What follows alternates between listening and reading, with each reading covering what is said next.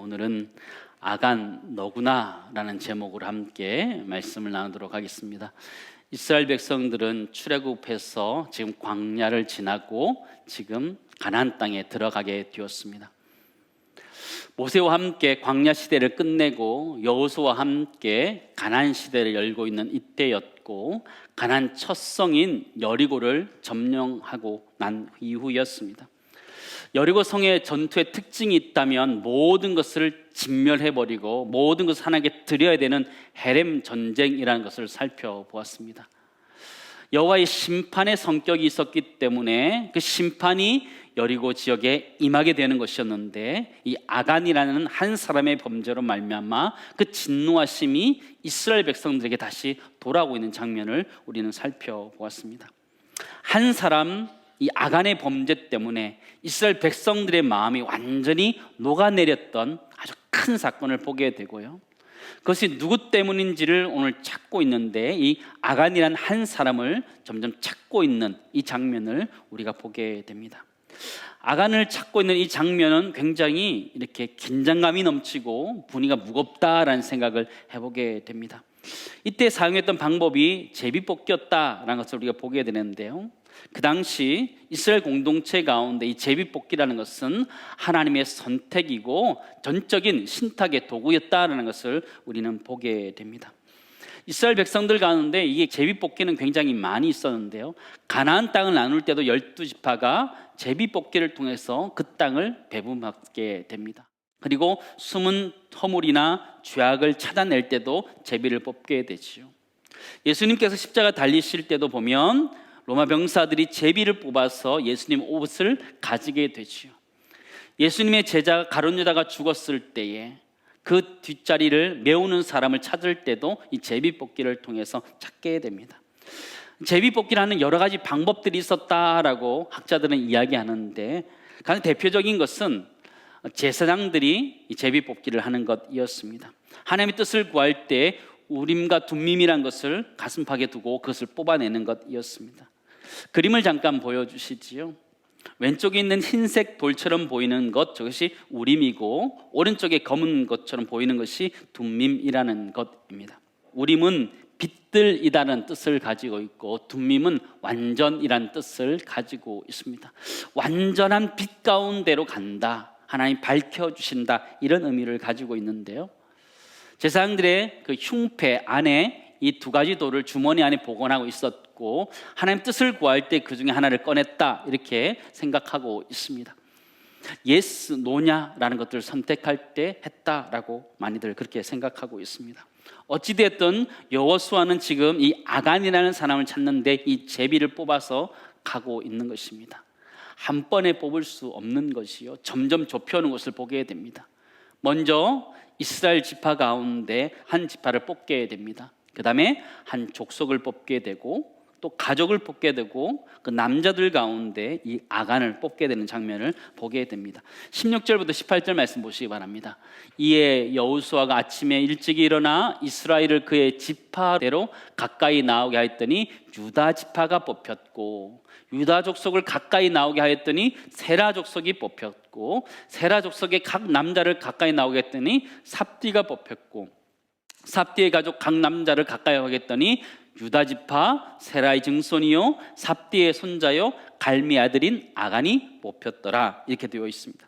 오늘 이 본문을 보면 이 아간이라는 사람에 대해서 설명이 굉장히 길게 되어 있습니다. 뭐라고 되어 있어요?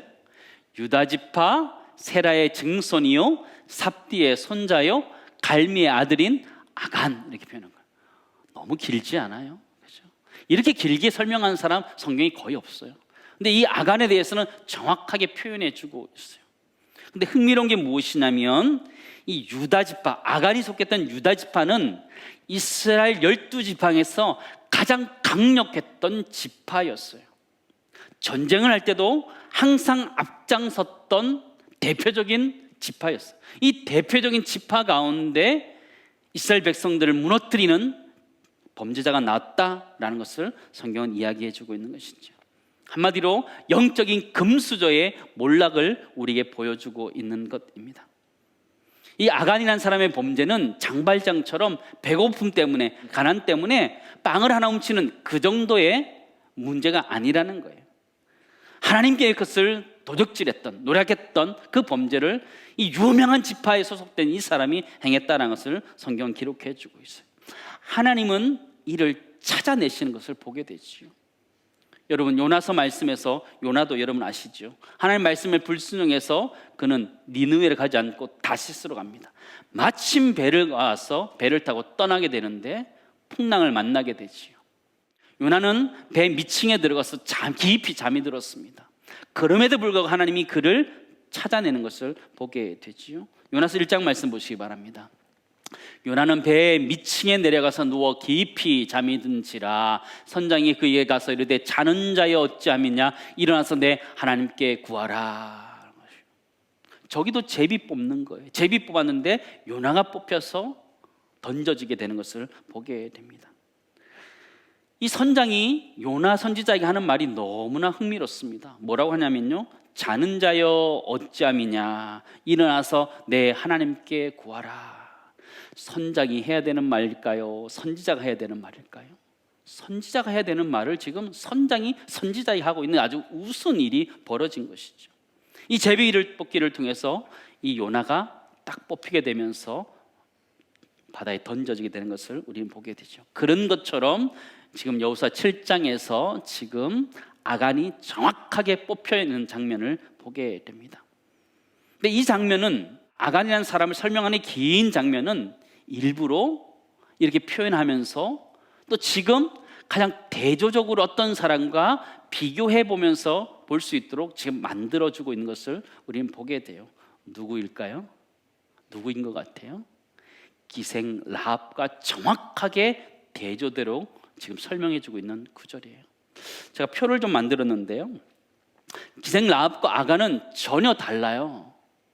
그들은 한 사람은 우상 숭배가 가득했던, 음란했던 가난한 사람이었고 기생이었어요.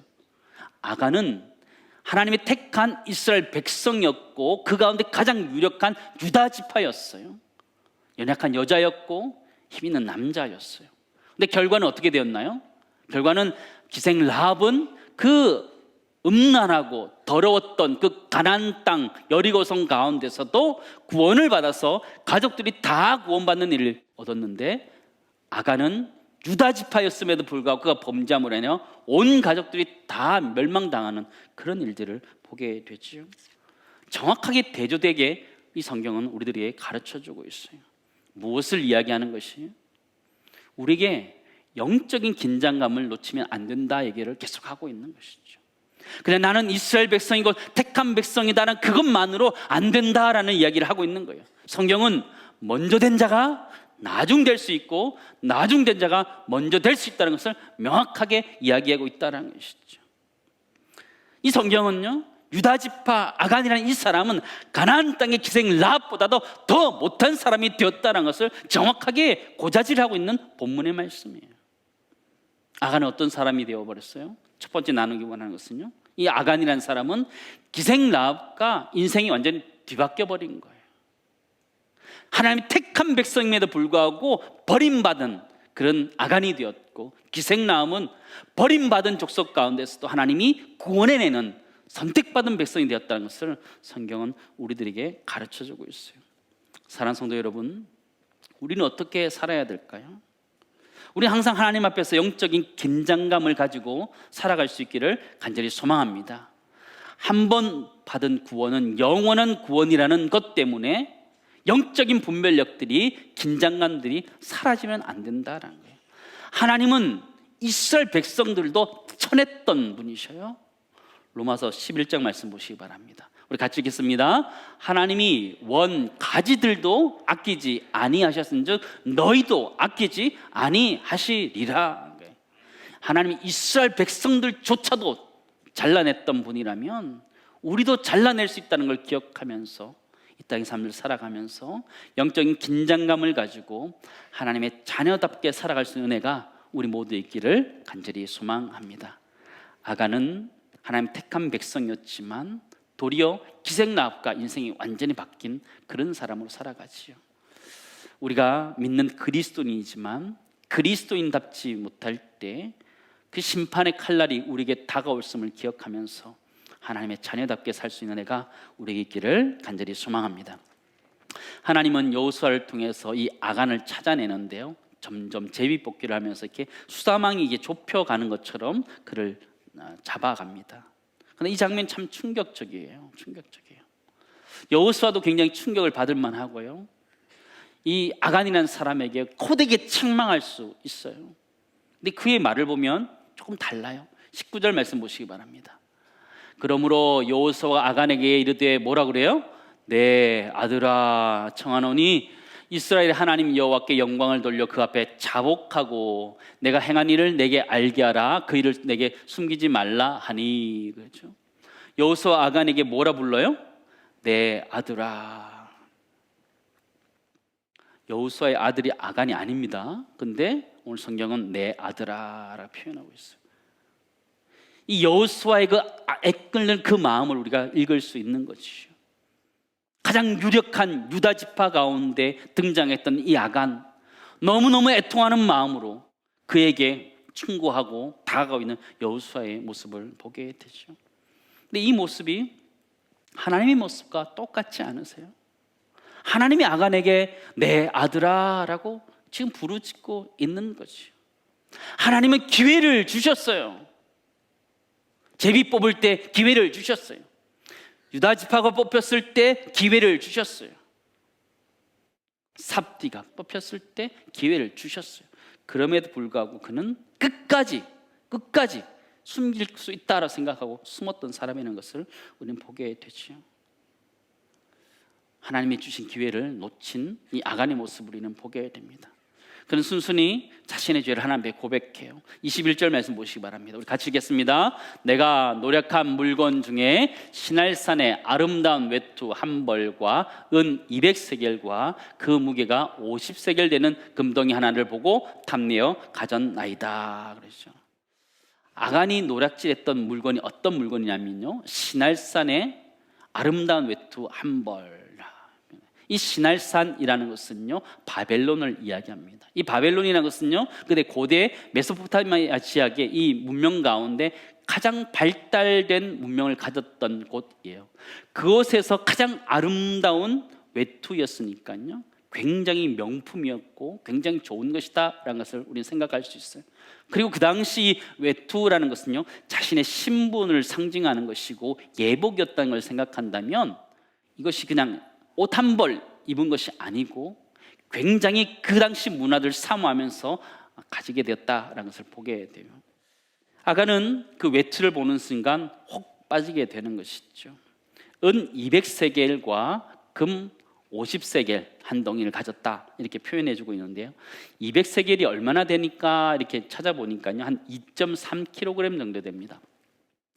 그러니까 은동전 한 200개를 가진 거지요. 한 2.3kg 정도 되는 거고요.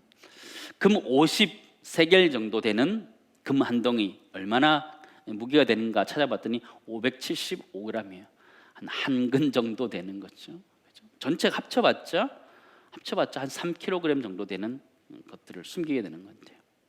여러분, 그때 이것을 혼자 숨길 수 있었을까요? 저는 가만히 생각해 봤어요.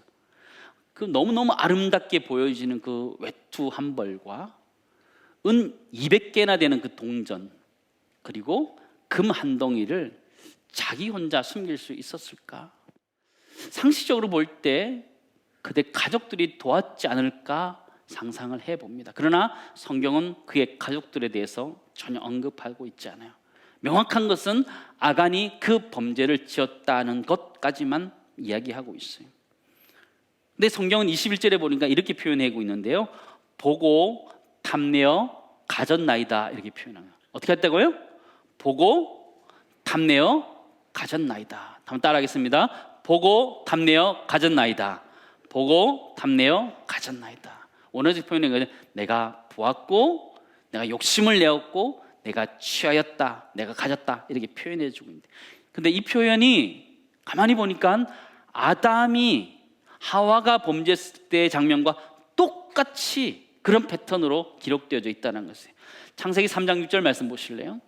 여자가 그 나무를 본즉 먹음직도 하고 보암직도 하고 지혜롭게 할 만큼 탐스럽기도 한 나무니라. 탐스럽다 표현하죠. 여자가 그 열매를 따먹고 취하였다 표현한 거죠. 자기가 함께 있는 남편에게 주매 그도 먹은지라. 보고 탐내어 가졌나이다라는 것 똑같은 패턴을 지금 가지고 있는 것을 보게 되죠. 이 아간의 범죄는 아담의 범죄의 전체를 그대로 따라가고 있는 것을 우리는 보게 되죠.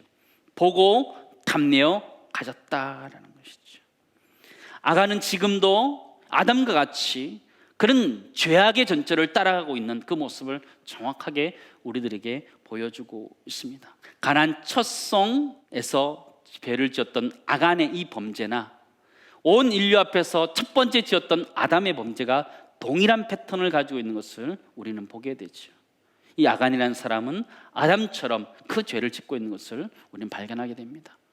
두 번째 우리가 정리해보기 원하는 것은요, 이 아간이라는 사람은 아담의 범죄를 그대로 뒤따르고 있는 죄인이라는 것을 우리는 알게 돼요. 보고 탐내어 가졌다라는 것이죠. 근데 우리도 동일하다라는 것이죠. 우리도.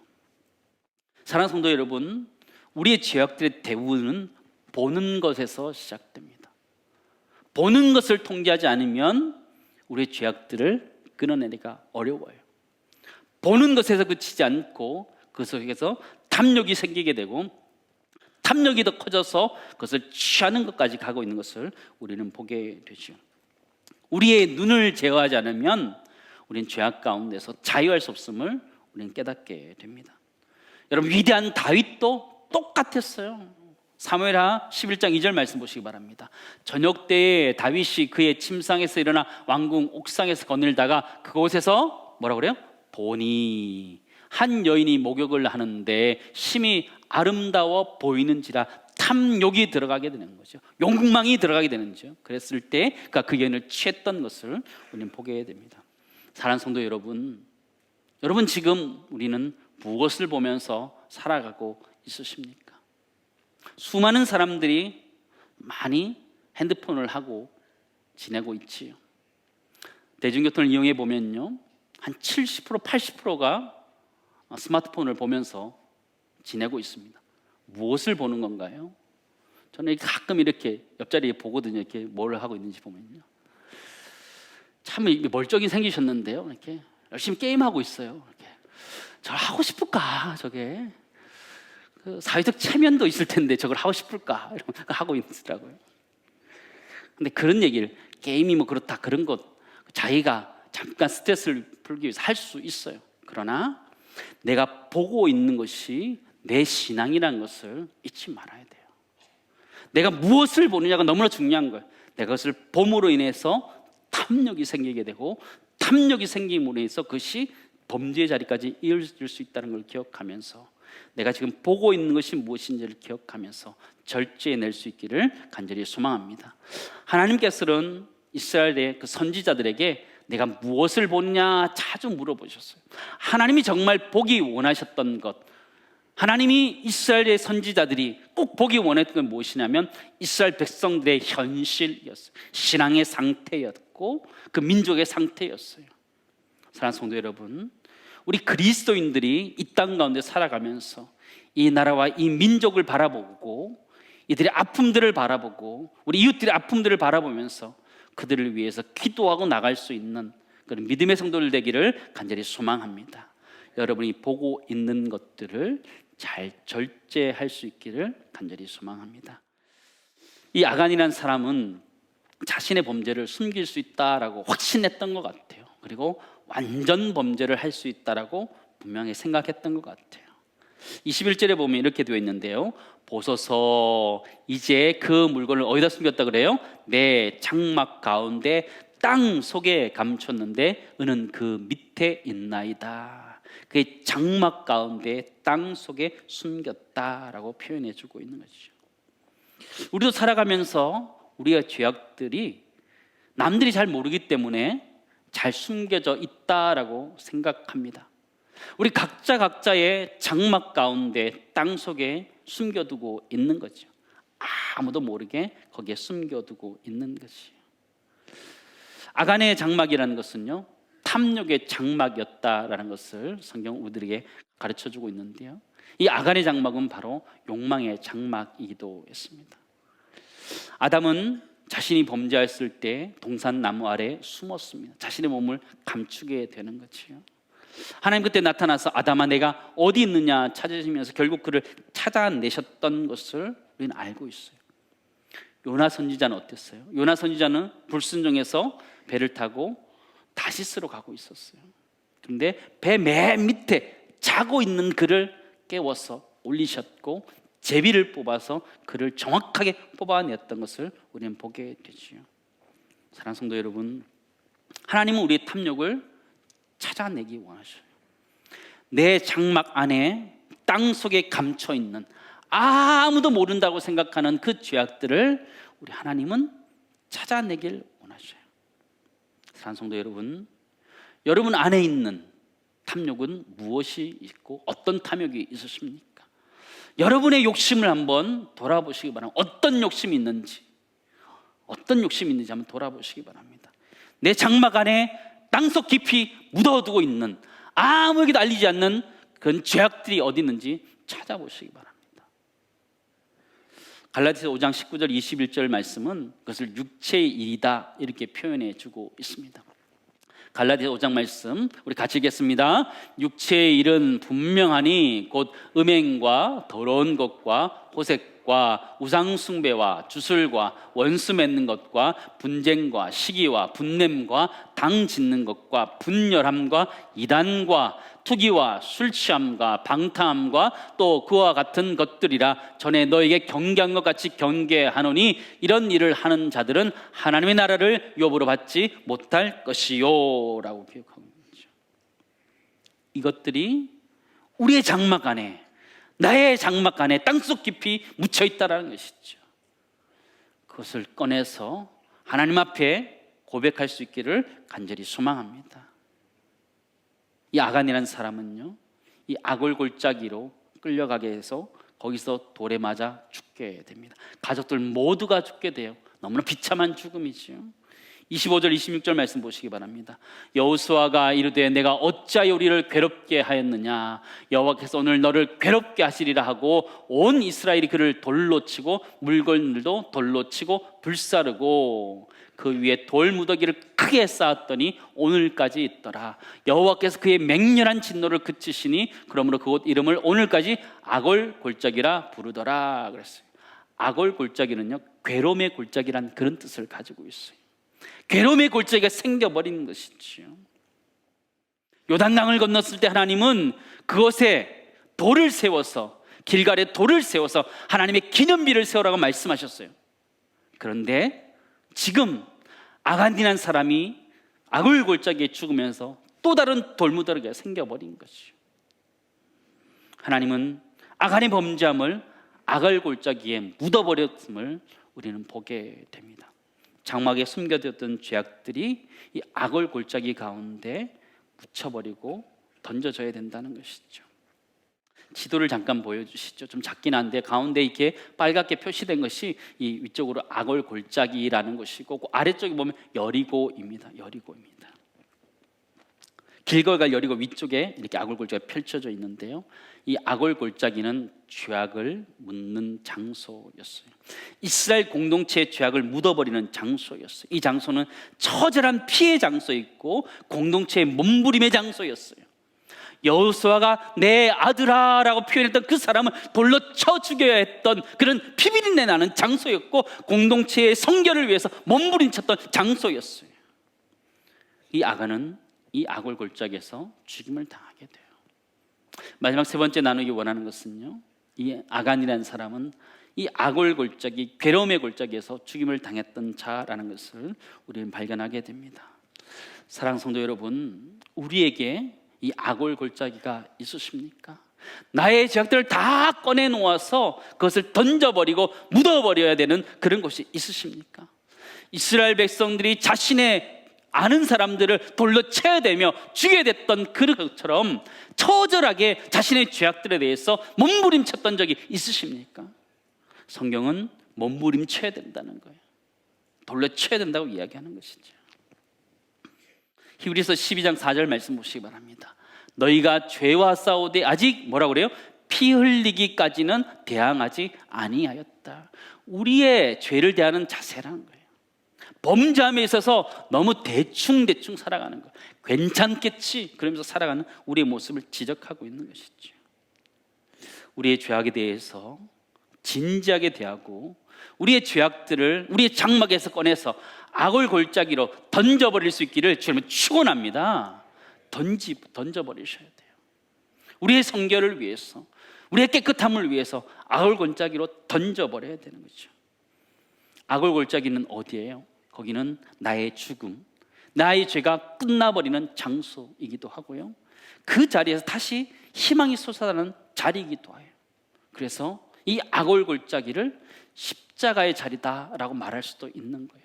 나의 죄를 다 저 앞에 내어놓았을 때에 그것이 다 사해짐으로 인하여 다시 한번 소망을 가질 수 있는 장소가 악을 골짜기, 우리의 악을 골짜기여야 되고, 그 자리가 바로 십자가의 자리라는 것을 우리는 잊지 말아야 됩니다. 호세아서 2장 14절 말씀 보시기 바랍니다. 우리 같이 읽겠습니다. 거기서 비로소 그의 포도원을 그에게 주고 악을 골짜기로 소망의 문을 삼아 주리니. 우리에게 희망이 남아있는 거예요. 우리가 죄를 지었을 때에 악을 골짜기로 모든 죄악들을 던져버려야 되지만, 그럼에도 불구하고 소망이 있는 이유는 호세아서 말씀 때문이에요.